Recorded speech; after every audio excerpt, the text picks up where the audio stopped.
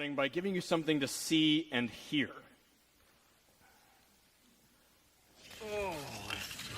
So this is a video of a Norwegian explorer named Alexander Gammer. He's on a solo expedition to the South Pole, alone. He's been walking for 86 days. This is him. And as he's been going along, he's been leaving behind buried packages for himself to get rid of some of the weight, to leave food and extra supplies. He's lost at this point about 50 pounds in 3 months. He's tired and hungry. And that's him saying, I hope there's food in this. So he's looking through this package. And he finds things like extra wires, pumps for water.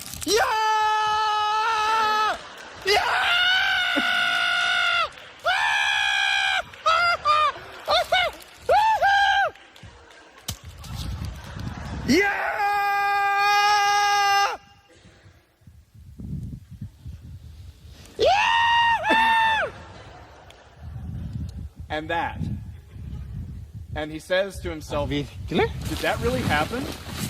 And he walks over, and what he's so excited about finding after 86 days is cheese doodles. Dobbel pose cheese doodles. And so he's so happy to find a double pack of cheese doodles. And now he wonders, is there anything left? And he says, I took the subtitles out because I can't repeat all the words. Basically, he says, I'm very hungry. And so he's looking through the pack. He's wondering if there's anything left. There's additional wires again, some sunscreen and Vaseline. And now he's wondering, are there any additional surprises for me? 2 stykker allikevel. Ekstra trakt, og nå ikke oppi noe ekstra trekt av.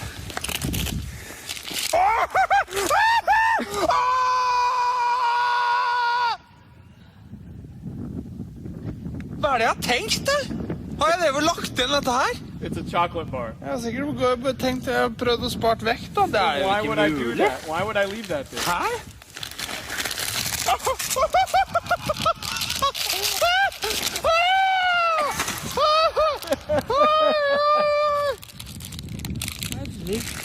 So that is, that's a bag of candy and Her Mentos. ost! Hva Jeg lagte alt her som jeg burde ha lagt igjen på det neste depot.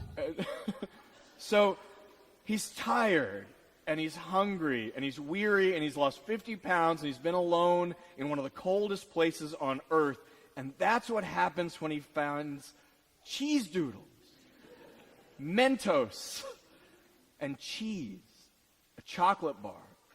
That's the kind of joy that can only be expressed by a person who knows what it's like to be hungry. A person who knows what it's like to feel alone or tired or weary or distressed, and then all of a sudden something that changes everything shows up.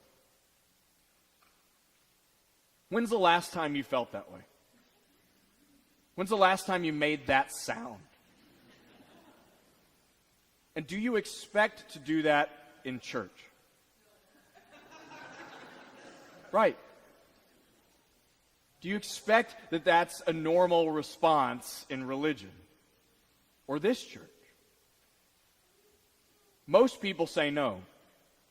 And most sociological studies on people coming into churches right now say no, and not because they want to say no, but because they expect that this isn't the place for that. There's a lot of research being done right now that's wringing hands about the future of religion in the United States, at least, with all the trends of the unchurched and nones, that's N-O-N-E-S, no religion growing, while traditionally churched people are dwindling, and every religious conference or group of ministers is people anxiously in a back room hiding, worrying that this whole thing's going to be done in 50 years. And a lot of it gets blamed on the generation called the millennials. The sociologists, who are generally not millennials, doing the research, say these folks just aren't interested in church. They're done with religion, which isn't true. The most recent data coming out of the Pew study as well as the Barna group, two groups who study religion in America, shows that this generation coming in, I'm talking kind of 15 to 25-year-olds, desperately want what they call a direct experience of holy awe and wonder. That when they come into a congregation for the first time, that's what they're hoping they will experience.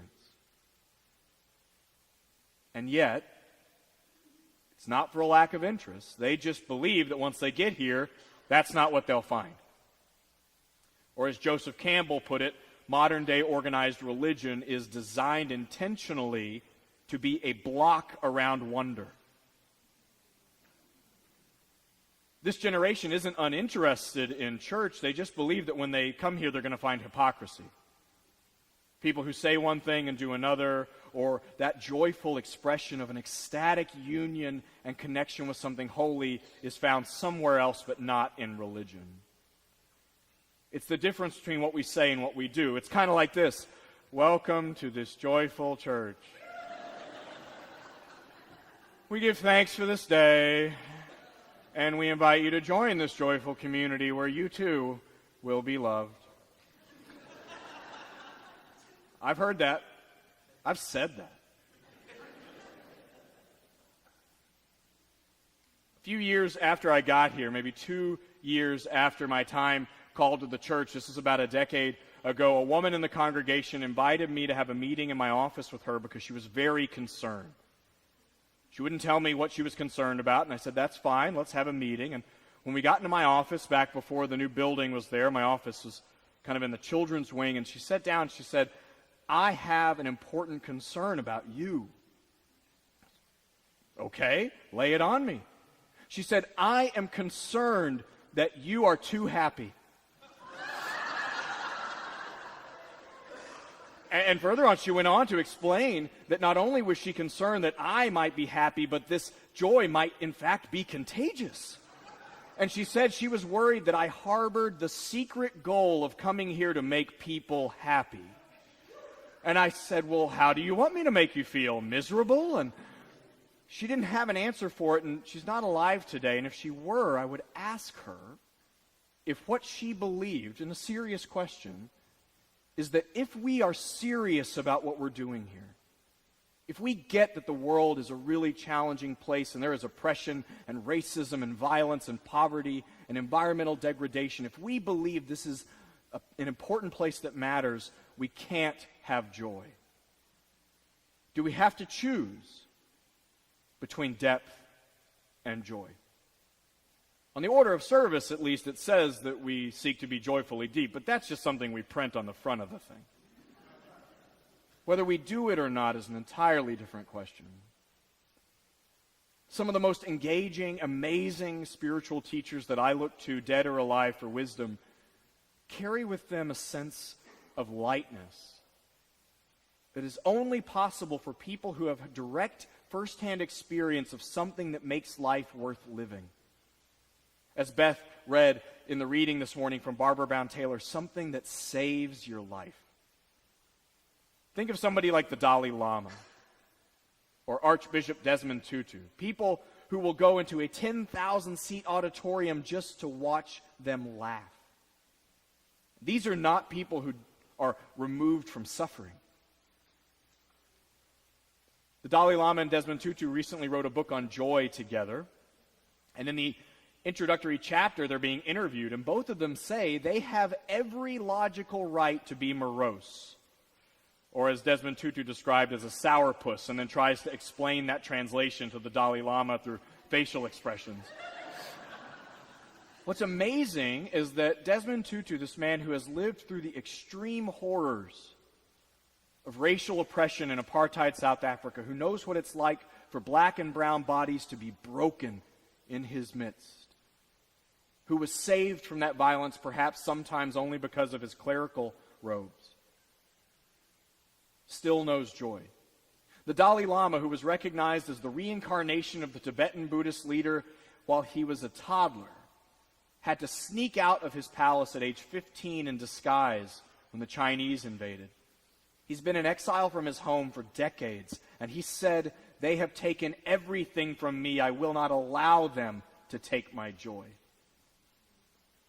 A couple of years ago, they were speaking at an event together, and it was time for them to come on, and they weren't there, and there's a big curtain and a huge throne that people put out for the Dalai Lama, and someone had turned the microphone on too early, and all of a sudden, everyone in the arena heard this giggle.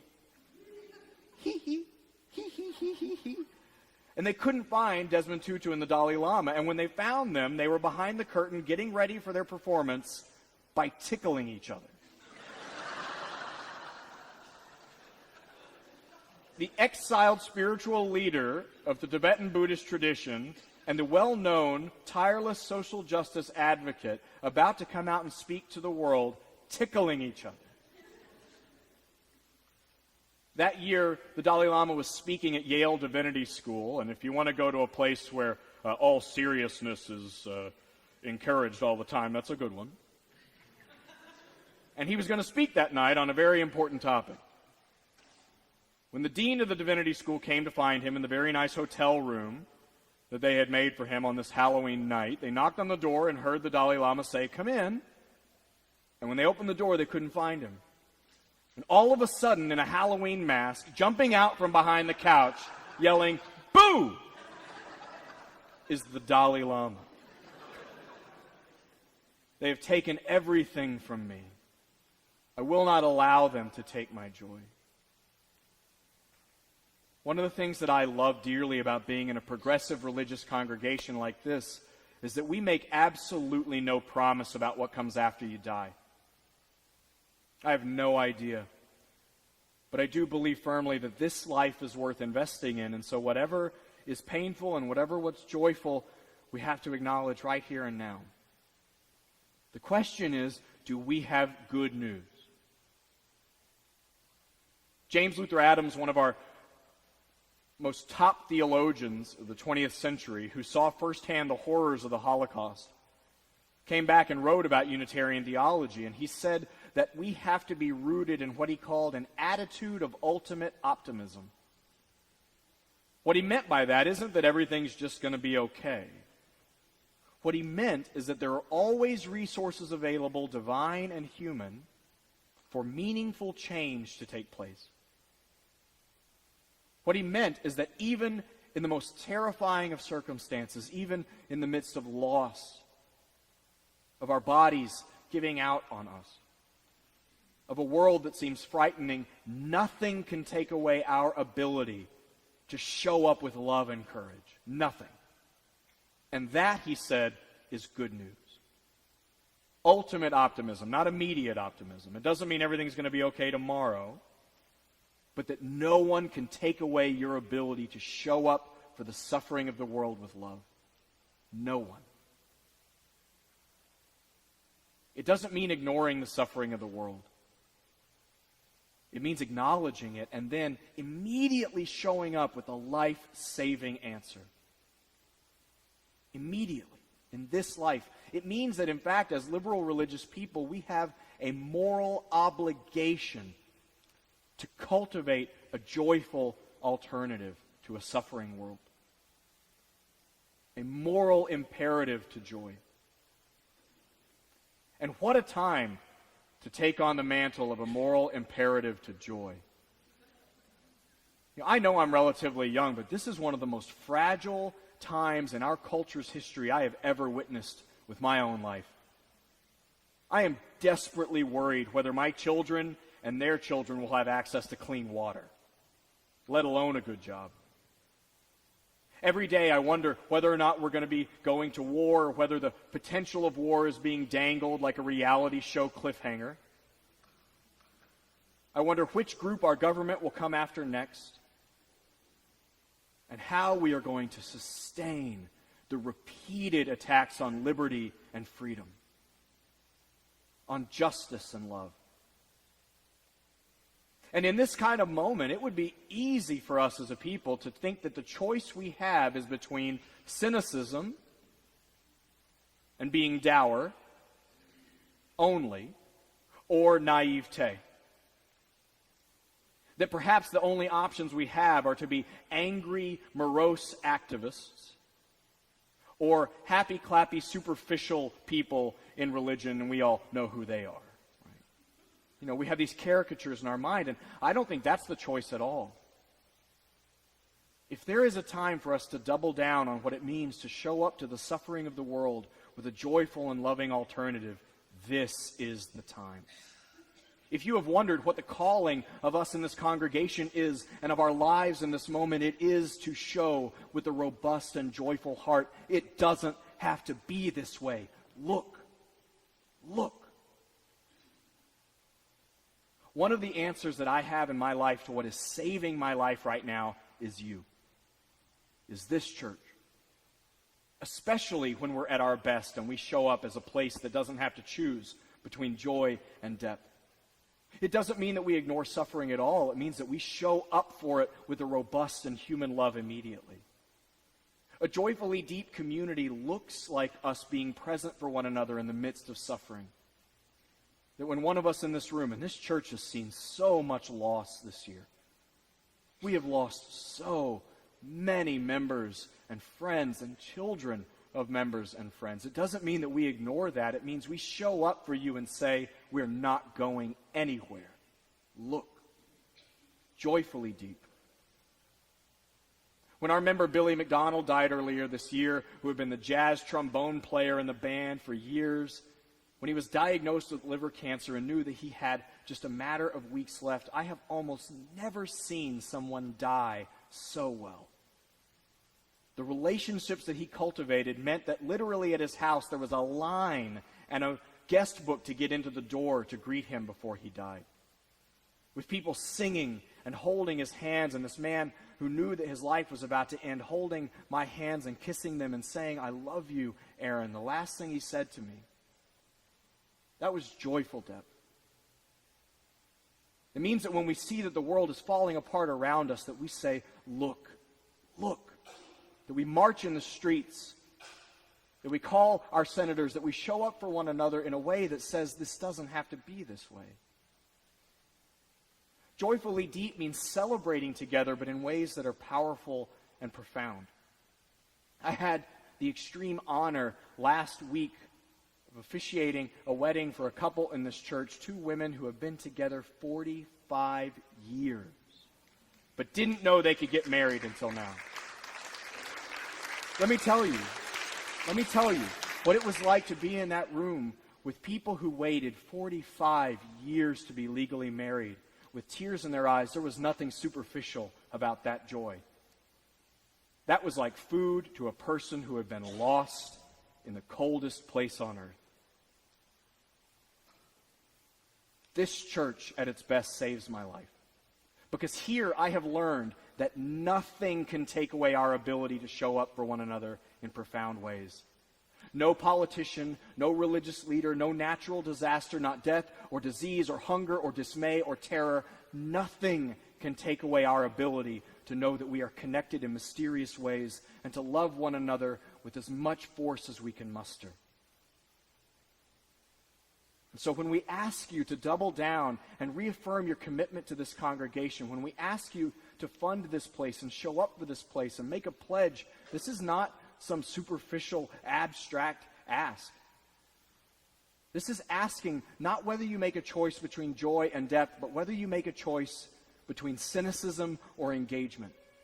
Whether or not you look at the suffering of the world and say, no, we will show up, look.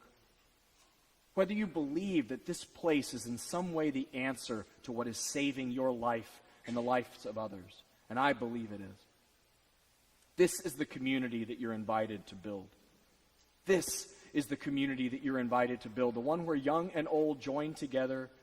The one where people of many backgrounds and faiths and belief come together not to retreat from the world, but to engage it. Where we promise that we believe a more loving and kind and just world is possible. And where we affirm that it will begin right here, right now with us.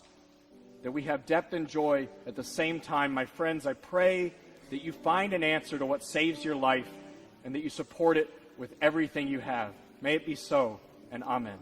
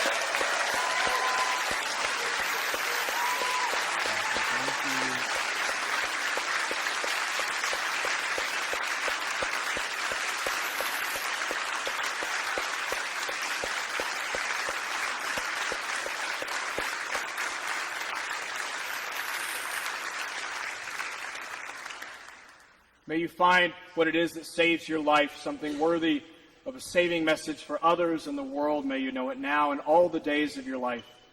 Our friends, may you meet the holy in unexpected places. May you give love and receive it freely. And may you have the courage it will take to give your life the blessing it is as a gift to all the world. Go in peace. Amen.